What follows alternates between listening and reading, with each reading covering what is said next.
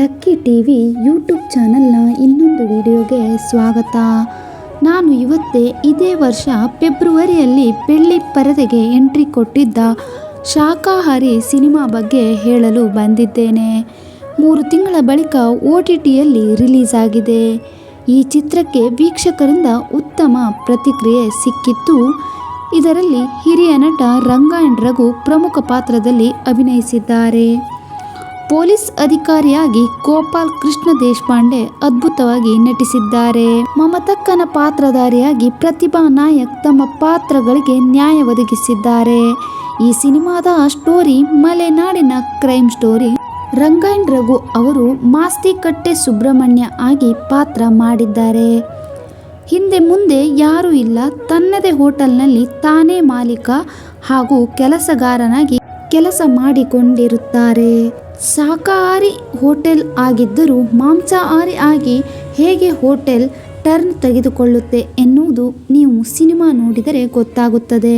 ಮಲೆನಾಡಿನ ಭಾಗದಲ್ಲಿ ನಡೆಯುವ ಕೊಲೆಗಳ ಸುತ್ತ ಈ ಸಿನಿಮಾದ ಕತೆ ಸಾಗುತ್ತಿದೆ.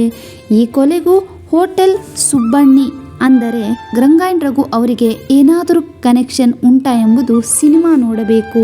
ಈ ಸಿನಿಮಾದ ನಿರ್ದೇಶಕ ಸಂದೀಪ್ ಅವರಿಗೆ ಮೊದಲ ಸಿನಿಮಾ ಇದಾಗಿದೆ.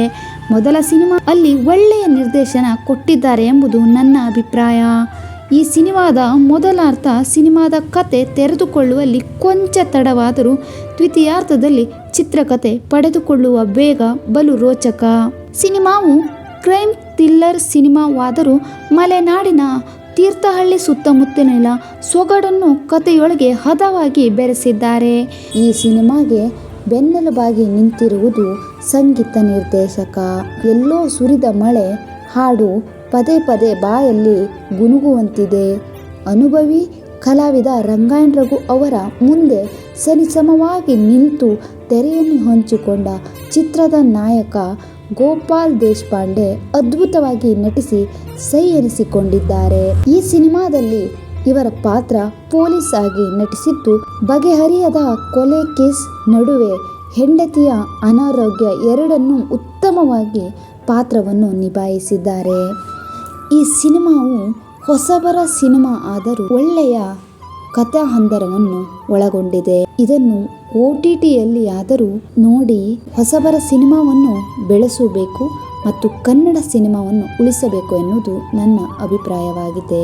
ಈ ವಿಡಿಯೋ ನಿಮಗೆ ಇಷ್ಟವಾಗಿದ್ದಲ್ಲಿ ನಮ್ಮ ಚಾನಲನ್ನು ಸಬ್ಸ್ಕ್ರೈಬ್ ಆಗಿ ಹಾಗೂ ಪಕ್ಕದಲ್ಲಿ ಕಾಣುವ ಬೆಲ್ ಬಟನ್ ಒತ್ತಿ.